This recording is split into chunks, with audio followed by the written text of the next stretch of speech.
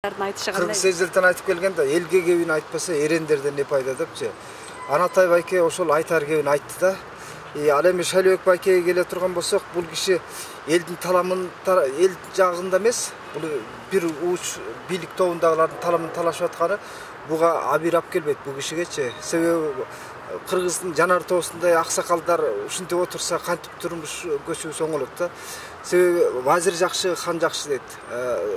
Шайлообек Дүйшев Атамбаевдин бийлиги менен абдан ныгайып дос болуп, аралашып, жакшы кеңеш берип келди да.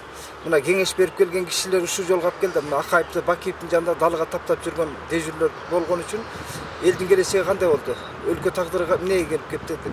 Буну айтып отурган себебим, эсиңиздерде болсо, 15-жылы парламенттик шайлоодо Атамбаев Чолпон Атада берген пресс-конференциясында айтпады эле. Мына Шайлообек Дүйшевден үлгү алгыла депчи. Үлгү ала турган киши ушу бүгүнкү күндөчү калыс кебин айтып койсун, желкесине кылыч такап турган жок да эч кимчи.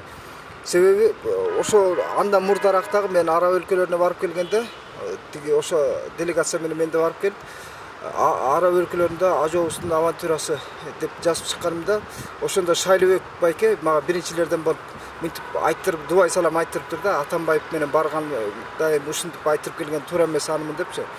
Анан ошондо Шакеге кезиккенде айткам, Шайлообек байке баягы сүткө оозун күйгүзгөн айранды үйлөп ичет дейт. Мен Атамбаевга керек болсо жардам берип атам. Сизге окшоп далга таптагандарга караганда мен ушул кебин жоктон биздин дипломатиялык мамиледе жоктон Кыргызстандын мамилесине доо кетпей турган болсо деп ушундай алдын ала тынчсызданып мен жазып атам.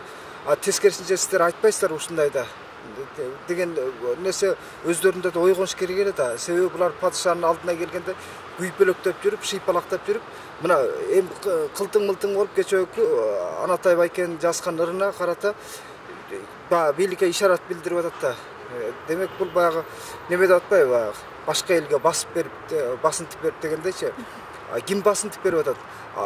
Бир дубандын элин абыка көбөштүн тукумуна теңе басынтып аткан падышанын кеби жараша турган кеппи бүгүнчү? Эл кызаланып турса, ошо мына бышыкчылык маалында күзүндө биздин бажыдан канча бизнесмендер күйүп атат, канча дыйкандар, айыл чарбасы күйүп атат. Ошондойдо калыс кебин айтпаган киши элдик адамбы же ошо бир уч топтун таламын талашкан адамдын кеби жүйөлүгү. Бул жерден Шайлообек байкеники суу кечпейт. Нерсени коомчулук алып чыкпай, Шайлообек байке, Анатай байке мындай өз тар чөйрөдө айта турган нерсе деле да, эгер кимиси кайсы бирөөсү туура эмес болсочу. Бирок бул нерсе дагы болуш керек. Себеби Кончаловскийдин жакшы айтканы бар.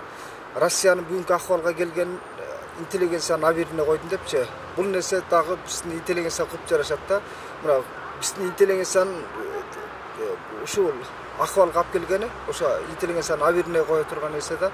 Мына 200 болуп бүтүшкөн буларчы. Элге бирди айтат, тияка бирди айтат да. Анан Шайлообек байкенин өзүнүн ыры бар эмеспи? Мындай мааниде. Падышалар жолду көрөйүн дейт, жандагылар көргөзбөйт депчи.